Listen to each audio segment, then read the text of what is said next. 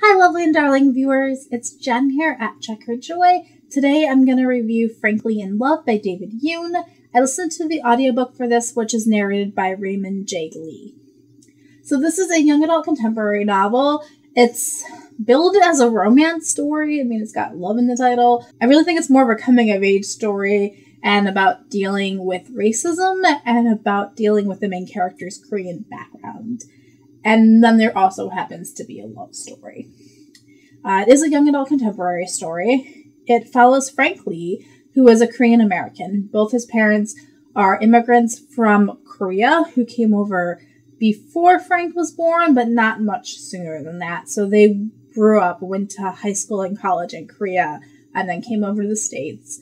And they run this convenience store in, I want to say it's LA, but it's definitely in California. Frank has grown up in this very Korean background. His parents meet up with these other Korean families that came over and went to college with them. So they do that once a month. So he's got this very close Korean network, but it's one that he keeps separate from his school friends, which is very modern Californian public high school. He wants to start dating, and he gets a crush on this girl in his calculus class, his AP calculus class, named Brit, and she's smart and funny, and she likes him back and seems awesome, except that she's white, and his parents want him to date a Korean girl. And they're incredibly serious about this, and Frank gets to watch his older sister's relationship as she came home and introduced her black boyfriend, and her parents just cut her off. So, they're really, you need to date somebody Korean.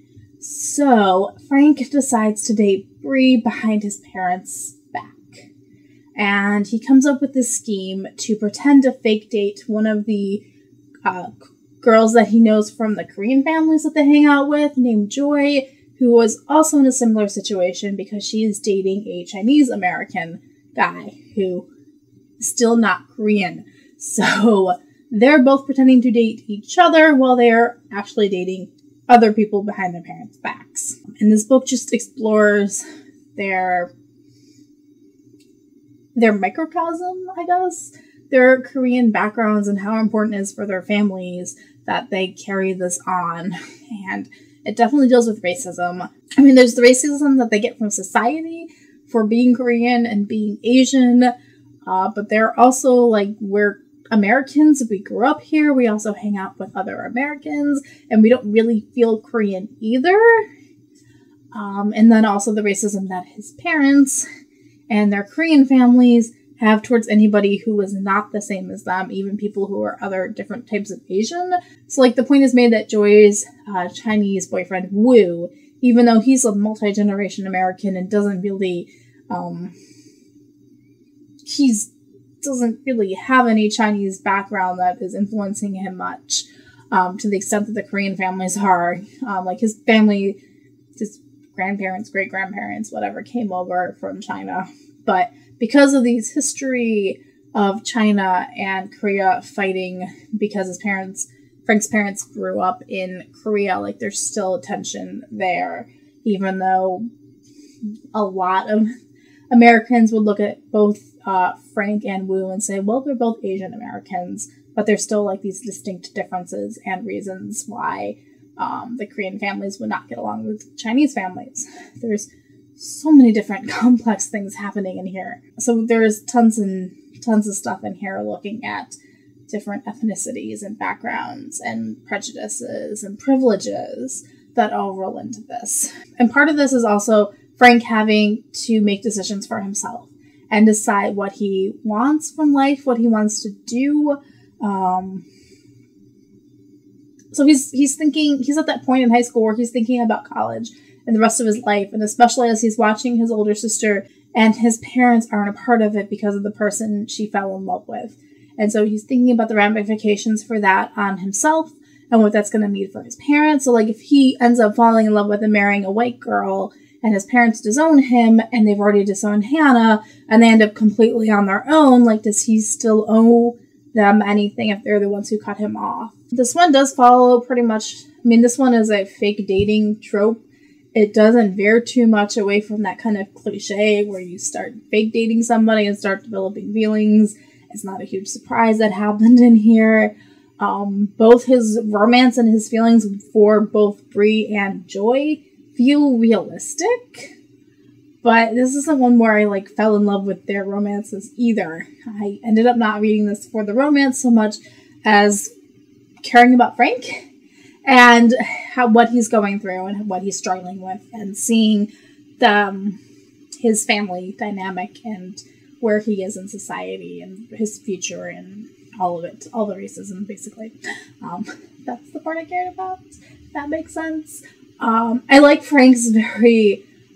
The entire book is narrated from Frank's perspective. We're inside Frank's brain and the way he thinks things through. In a way, this kind of feels like a John Green novel, like An Abundance of Catherine's, where you're in that very geeky guy's head who's very smart and very clever, but also maybe doesn't have life experience, even if he has all the. Just because you have all this school knowledge that you've been learning in your head doesn't mean you have the life experience to be able to apply everything either. He and his friend, Frank and his best friend Q, like to sit and philosophize about society and stuff, but they're also still teenagers and they don't have the full picture yet. So they're talking about racism. Q's black, so they're both getting different kinds of racism, and they're both analyzing it and talking about it and looking at it from this intellectual perspective. But as Frank starts learning more about his parents, as he's in that position where they're talking to him more as an adult, he gets to see more of the bigger picture and not just what he's been seeing since middle school or high school. So by the end of the book, he does have character development. He's starting to understand his place in the world more.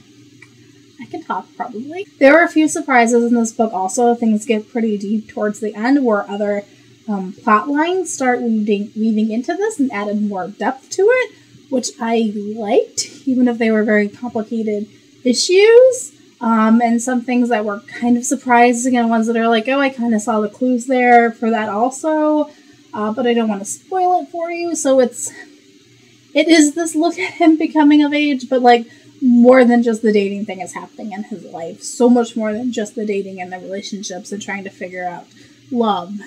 Although that is what he seems to care about most. The very first chapter of this book is him and Q going to a mall and throwing coins in a wishing fountain and wishing for girlfriend. So that's where the book starts off and kind of the frame we're looking from, but it becomes so much more than that by the end of the book. So I did enjoy Frankly in Love, even if it wasn't what I was expecting going into it. I did give it 4 out of 5 stars. I would probably read this again. And I'm definitely looking to see what else David Yoon writes in the future. This was his debut novel. Let me know in the comments below if you have read Frankly in Love. I will post links to similar books down in the description below, as well as everything that his wife Nicola Yoon wrote. So peace out. I love you guys, and keep reading. Bye.